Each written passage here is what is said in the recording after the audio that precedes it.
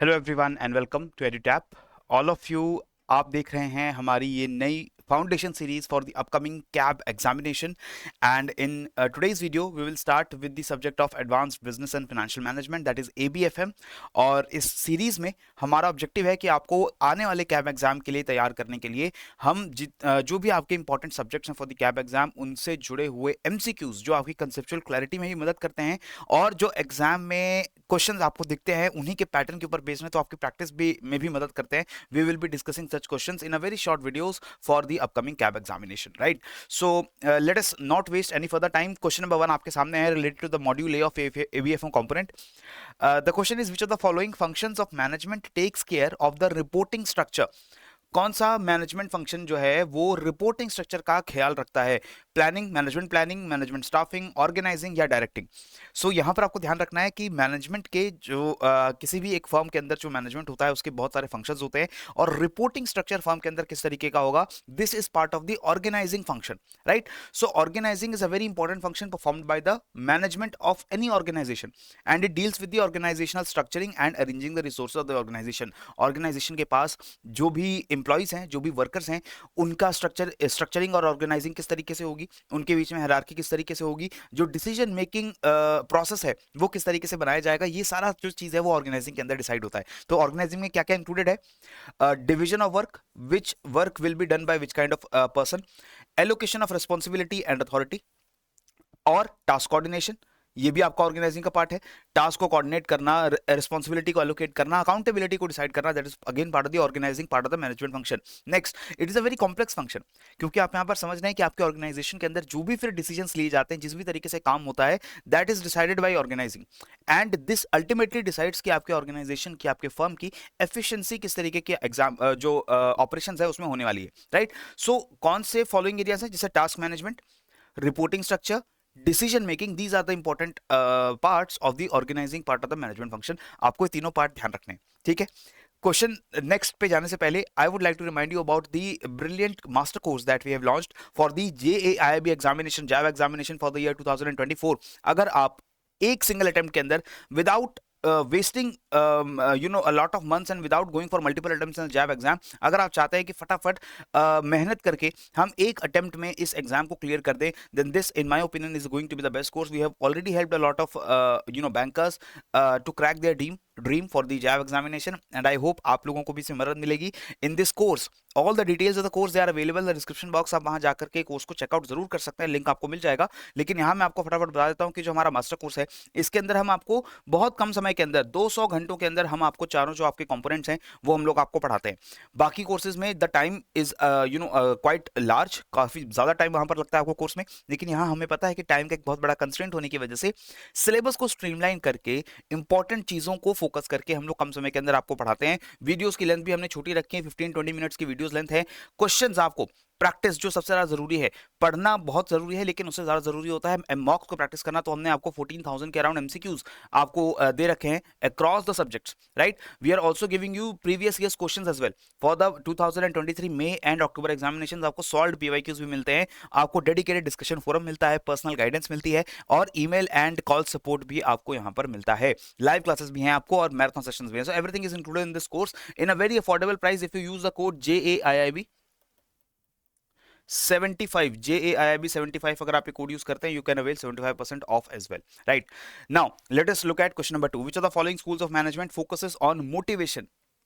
अभी हमने देखा मैनेजमेंट किसी भी ऑर्गेनाइजेशन में करने के लिए बहुत सारे अप्रोचेस होते हैं, इसमें कौन सा अप्रोच जो है वो मोटिवेशन की, जो इंप्लॉइज है ऑर्गेनाइजेशन में, उनका इंप्लॉय बिहेवियर कैसा है, इंडिविजुअल के ऊपर फोकस करने वाला जो मैनेजमेंट स्कूल है वो कौन सा है? क्वांटिटेटिव स्कूल है, नियो क्लासिकल स्कूल है, सिस्टम स्कूल है, या कंटिजेंसी स्कूल ऑफ मैनेजमेंट है? सो अक्रॉस ऑल द 4 स्कूल, आपका जैसे क्वांटिटेटिव स्कूल है वो टेक्नोलॉजी के ऊपर, प्रोसेस के ऊपर ज्यादा ध्यान देता है। System school again it focuses on the system and the organization's hierarchy.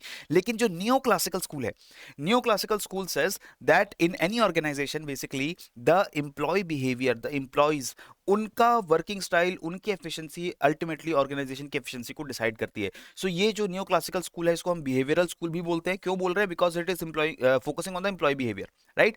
So this school of thought it will focus on motivation, that employees should be motivated enough. Different persons they get motivated diversely. Every individual in the organization उसको same reason की वजह से motivation नहीं मिलता है. Some people may be motivated because of money, some people may be motivated because they want to learn more, some people may be motivated because they want to work hard. तो अलग अलग reasons होते हैं, ठीक है, motivation को लेने के. For efficiency measurement, communication is a critical input. Communication between the employees for organizational performance, teamwork is very very essential. And this thought has two different perspectives: human relations and psychological perspective. Both the perspectives are very important to keep your employees at their best. HR आपका अच्छा हो, humans जो भी आपके organisation के साथ involve हैं उनके आप केयर कर रहे हो, उनके सारी नीड्स आप उसका देखभाल कर रहे हो, और आपकी psychologically you are keeping your employees motivated. That is the focus और that is the crux of the behavioural school और the neoclassical school of management. इसी स्कूल के अंदर हम मास्लोस हायरार्की को भी पढ़ते हैं. मास्लो हायरार्की ऑफ नीड्स है जो हमें बताता है कि किसी भी ह्यूमन की जो नीड्स हैं, जो उसको जिंदगी में जरूरतें होती हैं, उसकी क्या हायरार्की होती है, और उन जरूरतों को आप अगर पूरा करते जाएं then that person he feels fulfilled and he will work in a more efficient manner. Right. इसके अलावा डगलस मैकग्रेगर का जो एक्स एंड वाई थ्योरी है और मोटिवेशनल हाइजीन थ्योरी है, that is basically the behavioural theories which are part of this neoclassical approach of management. Right. Next question देखिए, question number 3. Now this is a very theoretical question. यहाँ पर आपका जो theoretical knowledge है वो यहाँ पर टेस्ट होता है, इवन आपका कॉमन सेंस भी यहाँ पर टेस्ट होता है. तो आपको यहाँ पर बताना है कि which of the following 4 statements is correct. Correct statement क्या है? The workforce should be given any targets or slogans or exhorted to achieve production levels without devising new methods. The workforce in the organizations, उनको हम नए target दे सकते हैं, उनको नए slogan दे सकते हैं, नए एम्स दे सकते हैं, और उनको हम लोग exhort कर सकते हैं. Exhort means we can force them to achieve the newer targets without devising new method. हम बिना नए methods बनाए, without changing some processes, without changing the methodology, we are only expecting the employees to increase their efficiency. तो क्या ये सही है? ये सही नहीं है. इंप्लॉइज को हम कोई भी टारगेट देंगे, कोई भी उनको नया एम देंगे, तो उसके साथ हमें उनको नए टूल्स भी देने पड़ेंगे to achieve that them. Right. So it is important that if you are giving some new targets, if you are improving upon your targets for your workforce, you have to give them new methods as well. तो ये statement तो मेरे हिसाब से देखो correct नहीं होनी चाहिए. एक कॉमन सेंस मुझे ऐसा कहता है, लेकिन हम फाइनल आंसर कब डिसाइड करेंगे? After reading all the 4 statements. Option number B, the practice of considering price as the criteria for awarding business contracts should be introduced and the total cost should be minimized by having a large number of suppliers. ये बोल रहा है कि जो price है, price को हम consider करते हैं बिजनेस कॉन्ट्रैक्ट्स को अवार्ड करते वक्त. हम देखेंगे कि जहां पर हमें सबसे बेटर प्राइस मिल रहा है, हम उसी कॉन्ट्रैक्ट को देंगे, उसी जो वेंडर है, वही जो सप्लायर है, उसी को हम कॉन्ट्रैक्ट देंगे. Right. And this concept should be there and total cost, the total cost of the business should be minimized by having a large number of suppliers. बहुत सारे सप्लायर्स हमें रखने चाहिए ताकि जो हमारा टोटल कॉस्ट है वो कम आए. Right. Again this statement it does not feel to be that correct, लेकिन बाकी की स्टेटमेंट भी पढ़ लेते हैं. Fixing arbitrary production quotas for the workforce and numerical targets for the management should be used as dead by the manager. Again straight outly गलत है. Arbitrary का मतलब क्या होता है? रैंडम. मतलब नॉट एग्जैक्टली रैंडम, लेकिन रैंडम की तरह ही हम इसको समझ सकते हैं कि हम प्रोडक्शन कोटास रैंडम रख रहे हैं. Production quotas is the target that you have to meet, कि इतना प्रोडक्शन हमें करना है. तो वर्कफोर्स को कितना प्रोडक्शन करना है वो रैंडम आप टारगेट सेट करिए, numerical number wise target set कर दीजिए, और ये मैनेजर्स डिसाइड करेंगे. जो मैनेजर्स है वो रैंडमली डिसाइड कर लें कि वर्कफोर्स को कितनी प्रोडक्शन करनी चाहिए, कितना हमें प्रॉफिट कमाना चाहिए, लेकिन रैंडमली तो नहीं हो सकता. We are very much aware that this arbitrary word should not be there. Production quotas should be fixed, numerical targets should be fixed, but they should be fixed after due research, after due diligence. Arbitrarily अगर आप काम करेंगे तो वो quotas meet होने के chances जो हैं वो कम हो जाएंगे. ठीक है, और उससे आपका जो ऑर्गेनाइजेशनल फेलियर है वो बढ़ेगा. लास्ट स्टेटमेंट भी एक बार पढ़ लेते हैं. तो हमारा सी ऑप्शन तो गलत लग रहा है मुझे. ठीक है. The barriers to the pride to workmanship, the barriers to the pride to workmanship as well as the annual rating or merit system should be removed with emphasis on improvement in quality. कि जो भी workmanship है और उनका जो भी merit system है, आप उनको रेटिंग करने का सिस्टम बनाते हैं, इसको रिमूव कर देना चाहिए. हमें क्वालिटी इंप्रूवमेंट के अंदर ध्यान देना चाहिए. ठीक है, ये हमारा लास्ट स्टेटमेंट कह रहा है. देखो यहाँ पर लास्ट स्टेटमेंट मुझे ज्यादा करेक्ट लग रहा है कि हम वर्कमैनशिप यानी कि जो वर्किंग वर्कर्स की जो स्किल है, उसमें जो बैरियर्स हैं, उसमें जो मेरिट सिस्टम हम लगा रहे हैं, उनको रैंकिंग कर रहे हैं, उसको हटा करके हम सिर्फ क्वालिटी इंप्रूवमेंट के ऊपर हमें ध्यान देना चाहिए. राइट. ये सारी स्टेटमेंट्स आती कहाँ से हैं? These statements they come from the 14 principles of the total quality management. याद रखेंगे आप, total quality management. How do we maintain the quality of the productions or operations that we are having in our organizations? This total quality management approach, it was given by Deming, Juran and Crosby. नाम याद रखना है आपको, these are the 3 main contributors to this total quality management approach. ये approach कहता क्या है? ये कह रहा है कि कंसिस्टेंसी होनी चाहिए पर्पस में, आपका जो ऑब्जेक्टिव ऑर्गेनाइजेशन का वो कंसिस्टेंट ऑब्जेक्टिव होना चाहिए। Organization should adopt new total quality management philosophy. Organization को अपनी टोटल क्वालिटी मैनेजमेंट की खुद की एक फिलॉसफी डिवाइस करनी चाहिए, उसको अडॉप्ट करना चाहिए, उसको फॉलो करना चाहिए। Organization should stop depending on inspection for achieving quality. हमें इंस्पेक्शन बार बार करने की जरूरत ना पड़े, हम बार बार क्वालिटी अचीव करने के लिए बार बार हमें इंस्पेक्ट कर रहे हैं, बार बार जाके हम अपने प्रोडक्ट्स को चेक कर रहे हैं, इसकी हमें जरूरत नहीं पड़नी चाहिए। Okay, stopping lowest bid system. अब ये देखो यहां पर क्या कर रहा है कि practice of considering price as the criteria for awarding business contract should be abolished, it should not be adopted।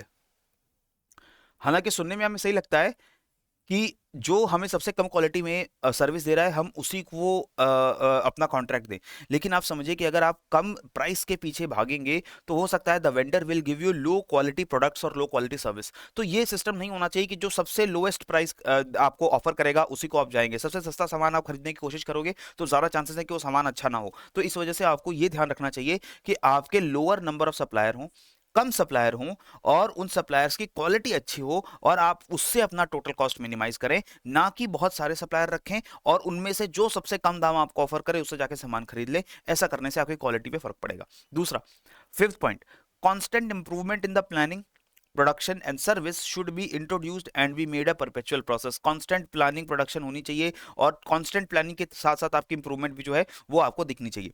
Modern on the job training method should be established. क्या होना चाहिए? ऑन द जॉब ट्रेनिंग होनी चाहिए, ताकि जो लोग, जो नए वर्कर्स आपके फैक्ट्री में या ना आपके फर्म्स में आ रहे हैं, उनको आप ऑन द जॉब ट्रेन करें उनकी स्किल्स को बढ़ाने के लिए। Culture of leadership should be adopted, leadership culture should be there, ये तो कॉमन सेंसिकल बात है। Organisation should drive out the fear by improving two way communication, two way communication from top to bottom and bottom to top.